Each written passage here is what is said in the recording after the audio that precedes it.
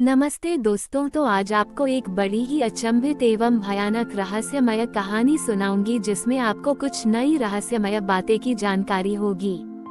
तो कृपा करके अभी चैनल को सब्सक्राइब कर ले। यह मेरा दूसरा नया चैनल है ताकि और भी रहस्यमय कहानी सबसे पहले आप तक पहुंचे। धन्यवाद। तो सुनिए। एक दूर दराज के छोटे से गांव शिवपुर में सदियों से एक पुराना मंदिर था। मंदिर के पास एक प्राचीन कुआं था जिसे गांव वाले अमृत कुंड कहते थे। कहा जाता था कि इस कुंड के पानी में अमृत समान शक्ति है जो बीमारियों को दूर करता है और जीवन को लंबा करता है। पर मंदिर और कुंड दोनों के बारे में एक रहस्य था। जो भी उस कुंड का पानी बिना पूजा और मंत्र पढ़े पीता, वो कभी वापस नहीं आता। एक दिन एक युवा साधु अर्जुन शिवपुर पहुंचा। उसके पास कुछ गुप्त ज्ञान था और वो अमृत कुंड के रहस्य को जानना चाहता था।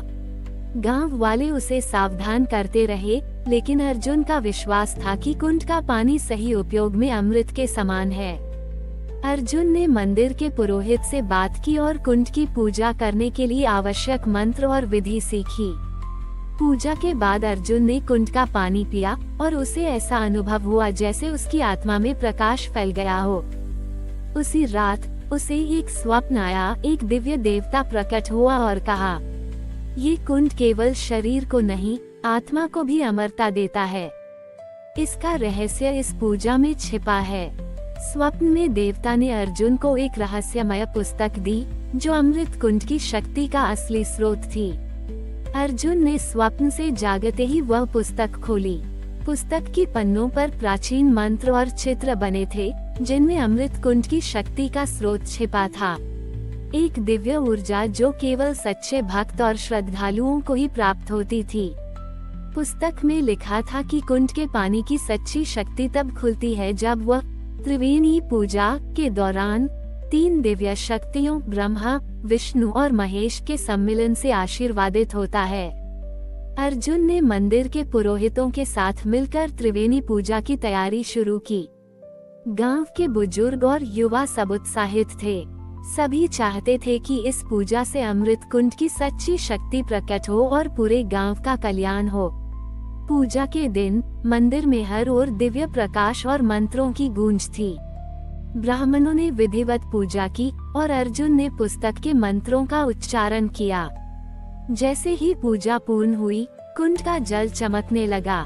पानी में एक स्वच्छ और दिव्य ऊर्जा का संचार हुआ।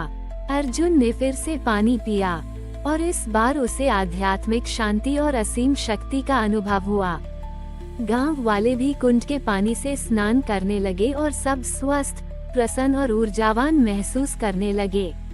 अमृत कुंड की शक्ति का पता चलने के बाद दूर दराज के कुछ लालची लोग इस रहस्य को हथियाने की योजना बनाने लगे। वे जान गए थे कि इस कुंड में अद्भुत शक्ति है और उसका दुरुपयोग करके वे अपार धन और शक्ति पा सकते हैं। रात के अंधकार में वे एक दूसरे से मिले और तय किया कि वे अमृत कुंड को अपने नियंत्रण में कर लेंगे। लेकिन अर्जुन ने अपनी दिव्य दृष्टि से उनकी योजना को भांप लिया। अर्जुन के सामने बड़ी परीक्षा थी। उसे न केवल कुंड की रक्षा करनी थी, बल्कि गांव और पूरे क्षेत्र की सुरक्षा के लिए अंधकार से लड़ना था। उसने मंदिर के प्राचीन मंत्रों का सहारा लिया और अपनी साधना को और गहरा किया। एक रात जब लालची लोग कुंड के पास आए, अर्जुन ने एक शक्तिशाली ध्यान मुद्रा में आकर अपनी आध्यात्मिक ऊर्जा का उत्सर्जन किया। उस ऊर्जा के प्रभाव से लालची लोग भयभीत होकर भाग खड़े हुए। अर्जुन की दृढ़ भक्ति और शक्ति से गांव में फिर से शांति स्थापित हुई। अमृत कुंड की दिव्य ऊर्जा गांव के हर जीव में समा गई थी। लोग न केवल शारीरिक रूप से स्वस्थ हुए, बल्कि उनके मन और आत्मा में भी शांति और संतोष भर गया। अर्जुन ने गांव के लोगों को सिखाया कि सच्ची अमृतता बाहर नहीं, बल्कि भीतर की शुद्धता और भक्ति में होती है। अर्जुन ने महसूस किया कि सिर्फ गांव तक ही अमृत कुंड का रहस्य सीमित रहना सही नहीं है। उसने निर्णय लिया कि वह इस दिव्य ज्ञान को सही तरीके से संसार के सामने लाएगा, ताकि और लोग भी अपनी आत्मा की छोटी वो अधि और आंतरिक शक्ति को पहचान सकें। लेकिन अर्जुन को ये भी पता था कि हर किसी को ये रहस्य नहीं दिया जा सकता, क्योंकि यह शक्ति केवल सच्चे, श्रद्धावान और संयमी व्यक्तियों के लिए ही है। अर्जुन ने अपने शिष्यों के साथ यात्रा शुरू की। वे विभिन्न गांवों और शहरों में गए, लोगों को आध्यात्मिक शिक्षा दी और अमृत कुंड की पूजा और उसकी शक्ति के बारे में बताया। कई लोगों ने अर्जुन से ज्ञान और आशीर्वाद प्राप्त किया। कई बीमारियां ठीक हुई और बहुतों के जीवन में सकारात्मक बदलाव आए। एक दिन अर्जुन और उनके शिष्यों को एक प्राचीन तपस्वी मिले जो पहाड़ों के गहरे जंगल में रहते थे। उस तपस्वी ने अर्जुन को अमृत कुंड के सबसे बड़े रहस्य के बारे में बताया। वह था आत्मा की शुद्धि और भक्ति की निरंतर प्रक्रिया। तपस्वी ने कहा, जो व्यक्ति निरंतर सत्य, प्रेम और सेवा में लिप्त रहता है, वही सच्चे अमृत को प्राप्त कर पाता है। पानी तो बस एक माध्यम है। अर्जुन ने तपस्वी के शब्दों को गहराई से समझा। उन्होंने जाना कि सच्ची अमृतता केवल बाहरी जल या किसी भी वस्तु से नहीं मिलती, बल्कि वह आत्मा की शुद्धि और परमात्मा के प्रति पूर्ण भक्ति से आती है। उन्होंने अपने शिष्यों को सिखाया कि जीवन में हर दिन, हर पल प्रेम, सत्य और सेवा को अपनाना ही सबसे बड़ा अमृत है। समय के साथ अर्जुन की शिक्षाएं फैलती गईं। गांव-गांव, नगर-नगर में लोग जागृत हुए। अमृत कुंड का रहस्य केवल एक चमत्कार नहीं रह गया, बल्कि एक जीवन दर्शन बन गया। अर्जुन ने अपने शिष्यों को आदेश दिया कि वे इस ज्ञान को आगे बढ़ाएं, लेकिन इसे केवल उन्हीं तक पहुंचाएं जो इसके लिए तैयार हों। इस प्रकार रीता कुंड की आध्यात्मिक विरासत सदियों तक जीवित रही। अमृत कुंड का रहस्य हमें ये सिखाता है कि जीवन की सच्ची अमृतता बाहरी चीजों में नहीं, बल्कि हमारे भीतर की शुद्धता, भक्ति और सेवा में है। जब हम अपने कर्मों और विचारों को शुद्ध करते हैं, तभी हम सच्चे अमृत के पात्र बनते हैं। अर्जुन और उनके शिष्यों की यात्रा जारी थी। एक दिन वे एक छोटे से गांव पहुंचे जहां लोग निराशा और भय से घिरे थे। वहां के कुएं का पानी जहरीला हो चुका था और गांव के लोग बीमार हो रहे थे। अर्जुन ने महसूस किया कि यह भी एक तरह की आध्यात्मिक परीक्षा थी। उन्होंने गांव वालों से कहा, सच्चा अमृत केवल जल में नहीं, बल्कि आपके मन और आत्मा की शुद्धि में है। चलिए हम मिलकर इस गांव को नई ऊर्जा और आशा से भरेंगे। अर्जुन ने गांव वालों को अपने मंत्र सिखाए और उनकी सहायता से गांव के कुएं की सफाई और पुनर्स्थापना शुरू की। उन्होंने सबको सिखाया कि मिलजुल कर काम करने से हर समस्या का समाधान संभव है। धीरे धीरे गांव में फिर से खुशहाली आई, बीमारियां कम हुई और लोगों के चेहरों पर मुस्कान लौट आई। अर्जुन ने गांव के लोगों को अंतिम संदेश दिया, ये जीवन एक यात्रा है जहां हमें हमेशा प्रेम, सेवा और सत्य के मार्ग पर चलना है। अंधकार चाहे कितना भी घना हो, प्रकाश की एक किरण उसे हराने के लिए काफी होती है। अर्जुन और उनके शिष्यों की खुशी के बीच एक छिपा हुआ खतरा धीरे धीरे सामने आने लगा। गांव के पास ही एक रहस्यमय पर्वत था, जिसे स्थानीय लोग काल पर्वत कहते थे। कहा जाता था कि उस पर्वत के अंदर एक प्राचीन और शक्तिशाली अंधकार का देवता वास करता है, जो अपनी शक्ति से आसपास के क्षेत्र को अपनी छाया में लेता है। अर्जुन ने महसूस किया कि इस देवता का अतीत गहरा और जटिल है। अगर इसे शांत नहीं किया गया, तो ये गांव और आसपास के क्षेत्रों के लिए बड़ा खतरा बन सकता है। अर्जुन ने अपने सबसे भरोसेमंद शिष्य देव को इस रहस्य को समझने और काल पर्वत की जांच करने के लिए भेजा। देव ने साहस जुटाया और अपने गुरु की शिक्षा के अनुसार शांति और भक्ति का आचरण करते हुए उस पर्वत की ओर बढ़ा। पर्वत के अंदर देव को अनेक चुनौतियां और रहस्यमय परछाइयां मिली, जो उसकी आध्यात्मिक शक्ति की परीक्षा ले रही थीं। उसने अपने गुरु अर्जुन के बताए मंत्रों का जाप करते हुए हर बाधा को पार किया। देव ने पर्वत के गहरे गुफा में जाकर उस अंधकार के देवता का सामना किया। देव ने प्रेम और शांति के साथ उस देवता को समझाने की कोशिश की कि अब समय आ गया है कि वह अपनी शक्ति का दुरुपयोग बंद करे और शांति का मार्ग अपनाए। अंततः देव की सच्ची भक्ति और साहस से वह देवता शांति की ओर अग्रसर हुआ और काल पर्वत का अंधकार धीरे धीरे समाप्त होने लगा। काल पर्वत पर अंधकार के देवता के शांति की ओर बढ़ने के साथ ही वहाँ का वातावरण पूरी तरह बदल गया। जो पहले भय और अंधकार से घिरा हुआ था, अब धीरे धीरे उजाले और जीवन की ऊर्जा से भरने लगा। देव ने महसूस किया कि यह बदलाव केवल बाहरी नहीं, बल्कि भीतर से भी हो रहा है। वह जान गया कि सच्चा प्रकाश तभी संभव है जब अंधकार को दिल और मन से मिटा दिया जाए। जब देव वापस गांव पहुंचा, तो उसने अर्जुन को पूरे अनुभव के बारे में बताया। अर्जुन ने सभी को यह समझाया कि जीवन में हर अंधकार के पीछे एक प्रकाश छिपा होता है, बस उसे पहचानने की जरूरत होती है। गांव में नई खुशहाली और शांति छा गई। लोग अब और भी अधिक प्रेम, सहयोग और आध्यात्मिकता में लीन हो गए। अर्जुन और देव ने मिलकर पूरे क्षेत्र में अमृत कुंड के ज्ञान को फैलाने का अभियान शुरू किया। उन्होंने लोगों को सिखाया कि बाहरी शक्तियों से ज्यादा महत्वपूर्ण है हमारा आंतरिक बल, हमारा विश्वास और हमारा कर्म।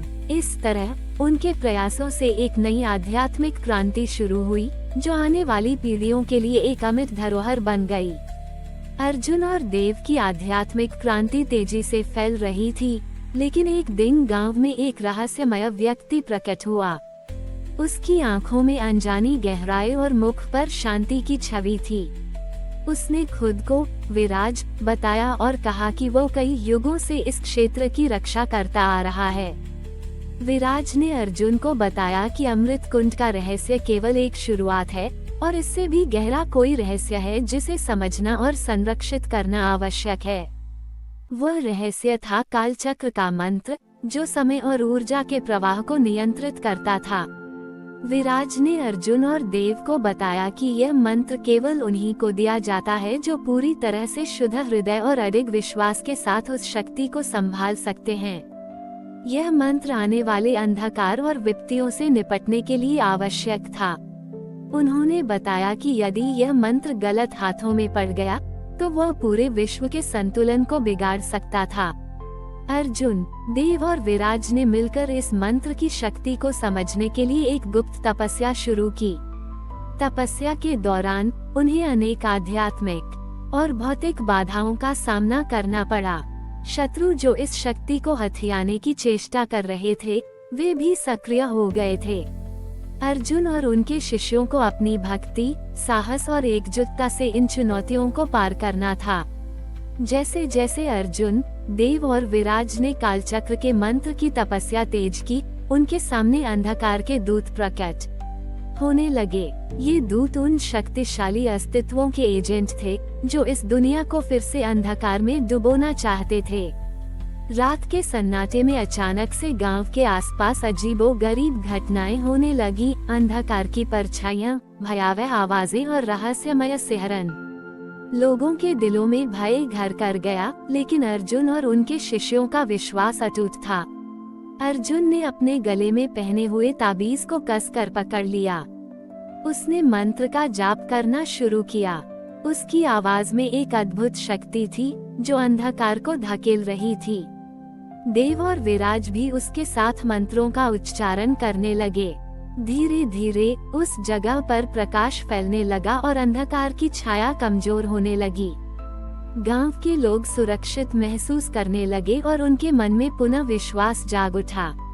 मंत्र की शक्ति से अंधकार की वापसी रोक दी गई, लेकिन इसके साथ एक महत्वपूर्ण संदेश भी आया। सभी शक्तियां संतुलन में ही रह सकती हैं।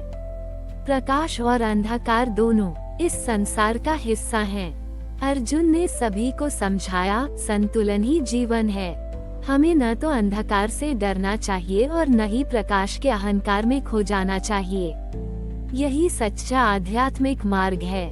गांव में शांति लौट आई, लेकिन अर्जुन जानता था कि उनकी यात्रा यहाँ खत्म नहीं हुई है। वह और उनके शिष्य नए संदेशों और रहस्यों को खोजने के लिए तैयार थे। अर्जुन ने कहा, ये केवल शुरुआत है। सच्चे ज्ञान की खोज कभी खत्म नहीं होती। चलो आगे बढ़ें और इस दुनिया को प्रेम, ज्ञान और संतुलन से भर दें। अर्जुन, देव और विराज की टोली ने एक दिन गुप्त तंत्र मंत्र की किताबों में एक संदर्भ पाया, एक प्राचीन मंदिर का, जो पर्वतों के पार छुपा हुआ था। कहा जाता था कि वहां से उस कालचक्र मंत्र का वास्तविक स्रोत मिलता है। यह मंदिर हजारों वर्षों से छुपा हुआ था और जो भी वहां पहुंचा, उसे या तो रहस्यों ने घेर लिया या वह कभी वापस नहीं आया। मंदिर तक पहुंचने के लिए तीनों को कठोर प्राकृतिक बाधाएं पार करनी पड़ी, भारी हिमपात, तीव्र तूफान और जंगली जानवर। लेकिन उनकी आस्था और दृढ़ता ने उन्हें आगे बढ़ने से रोक नहीं पाया। मंदिर के द्वार पर एक रहस्यमय पहेली अंकित थी, जिसे केवल उसी व्यक्ति को हल करना था जिसका हृदय शुद्ध और मन ज्ञानी हो। अर्जुन ने पहेली को ध्यान से पढ़ा। वो समझ गया कि यह केवल बुद्धि की परीक्षा नहीं थी, बल्कि आत्मा की शुद्धता और धैर्य की भी परीक्षा थी। उसने ध्यान लगाया और अपने मन को शांत किया। धीरे धीरे पहेली का रहस्य उसके सामने खुलने लगा और मंदिर के द्वार अपने आप खुल गए। मंदिर के अंदर एक विशाल हॉल था, जिसमें समय के चक्र की आकृति बनी थी। बीच में एक प्रकाशमान स्तंभ था, जो कालचक्र मंत्र की ऊर्जा का केंद्र था। अर्जुन ने महसूस किया कि यह शक्ति उसी संतुलन का मूल है, जिसे उन्होंने अपने जीवन में खोजा था। अर्जुन ने उस प्रकाशमान स्तंभ के समीप जाकर अपनी हथेली उसकी सतह पर रख दी। स्तंभ से एक गर्माहट की लहर उसके पूरे शरीर में फैल गई। उसे ऐसा लगा जैसे समय का प्रवाह उसके भीतर समा गया हो।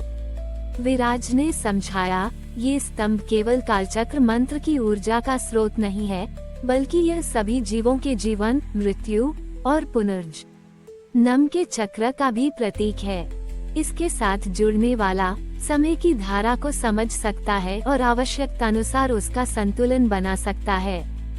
अर्जुन ने ध्यान केंद्रित किया और धीरे धीरे उसे अतीत, वर्तमान और भविष्य की झलकियां दिखने लगी। वह देख सका कि किस तरह छोटे छोटे कर्म पूरे ब्रह्मांड के भविष्य को प्रभावित करते हैं। देव ने कहा, इस शक्ति का सही उपयोग करना ही हमारा धर्म है। इसे किसी भी स्वार्थ या अहंकार के लिए नहीं, बल्कि मानवता की भलाई के लिए संजोना होगा। लेकिन तभी मंदिर के बाहर से दूर एक भयावह आवाज गूंजने लगी। अंधकार की शक्तियां वापस लौट रही थीं, वे इस स्रोत को हथियाने की पूरी कोशिश करने वाले थे। अर्जुन, देव और विराज ने तुरंत अपने शस्त्र उठाए और मंदिर के द्वार पर डट गए। एक अंतिम युद्ध होने वाला था, जो न केवल उनके जीवन, बल्कि पूरे विश्व के भविष्य को भी तय करेगा।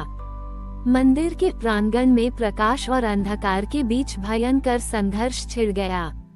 अर्जुन और उनके साथी अपनी आध्यात्मिक शक्ति और ज्ञान से लड़ते रहे। अंत में अर्जुन ने कालचक्र मंत्र का उच्चारण करते हुए अपनी पूरी ऊर्जा मंदिर के स्तंभ में समर्पित कर दी। उस समय एक तेज प्रकाश फैला, जिसने अंधकार की सारी शक्तियों को नष्ट कर दिया। अंधकार के विनाश के बाद अर्जुन ने मंत्र की शक्ति को पुनः संतुलित किया और उसे गुप्त रखा। उन्होंने अपने साथियों से कहा, ये शक्ति केवल तभी उजागर हो जब मानवता के कल्याण के लिए आवश्यकता हो। गांव में शांति लौट आई और अर्जुन की कथा एक प्रेरणा बन गई कि सच्चा धर्म और शक्ति संतुलन, प्रेम और भक्ति में निहित है। अर्जुन ने मंदिर के प्रकाश स्तंभ को पुनः छुपा दिया, लेकिन उसे महसूस हुआ कि यह शक्ति केवल उसकी सुरक्षा में नहीं होनी चाहिए। उसने अपने गुरु से संपर्क किया, जो दूरस्थ आश्रम में ध्यान कर रहे थे। गुरु ने कहा, ये शक्ति तभी स्थायी होगी जब इसे 3 दिव्य रत्नों के साथ संयोजित किया जाए, जो चारों दिशाओं में छिपे हैं। ये रत्न समय, ज्ञान और धैर्य के प्रतीक हैं। अर्जुन, देव और विराज ने तय किया कि वे इन रत्नों की खोज में जाएंगे, क्योंकि जब तक ये रत्न मिलकर न आ जाएं, तब तक कालचक्र मंत्र की पूर्ण शक्ति जागृत नहीं हो सकेगी। पहला रत्न, काला रत्न, हिमालय के ऊंचे पर्वतों के गुप्त गुफा में छिपा था। वहां पहुंचना आसान नहीं था। हिमालय के ठंडे और कठोर वातावरण में तीनों ने कठिनाइयों का सामना किया, पर उनकी आस्था उन्हें मजबूत बनाए रखी। मंदिर के द्वार पर एक पहेली लिखी थी, जिसे अर्जुन ने अपने अनुभव और बुद्धि से हल किया। अंदर उन्होंने काला रत्न को देखा, जो एक नीले रंग की चमकदार मूर्ति के रूप में था। दूसरा रत्न ज्ञान रत्न था, जो प्राचीन विश्वविद्यालय के पुस्तकालय में छुपा था। वो जगह सदियों से बंद थी, लेकिन वहाँ छिपे ज्ञान के खजाने की चाह में अर्जुन की टोली पहुँची। पुस्तकों और मंत्रों की परतों के बीच उन्हें ज्ञान रत्न मिला, जो हर किसी को दिव्य ज्ञान प्रदान करता था। अर्जुन, देव और विराज ने तीसरे रत्न धैर्य रत्न की खोज भी पूरी की। ये रत्न उन्हें एक प्राचीन वन के बीचों बीच मिला, जहाँ आत्मनियंत्रण और संयम का महत्व था। तीनों रत्न मिलकर कालचक्र मंत्र की पूर्ण शक्ति को जागृत कर गए। लेकिन अर्जुन ने समझा कि असली शक्ति रत्नों में नहीं, बल्कि उनके अंदर छिपे धर्म, सत्य और भक्ति में है। उन्होंने तीनों रत्न फिर से गुप्त मंदिर में सुरक्षित रख दिए, ताकि यह शक्ति कभी भी स्वार्थ के लिए न मिसयूज हो। अर्जुन ने अपने अनुभवों से यह सीखा कि जीवन में रहस्य और धर्म साथ साथ चलते हैं। जहाँ धर्म हमें सही मार्ग दिखाता है, वहीं रहस्य हमें जीवन के गहरे अर्थों से जोड़ता है। इस तरह अर्जुन की यात्रा खत्म हुई एक नई शुरुआत के साथ, जहाँ उसने खुद को और अपने कर्तव्य को पहचाना। कहानी यहीं समाप्त होती है, पर धर्म और रहस्य की गूढ़ता सदैव बनी रहती है।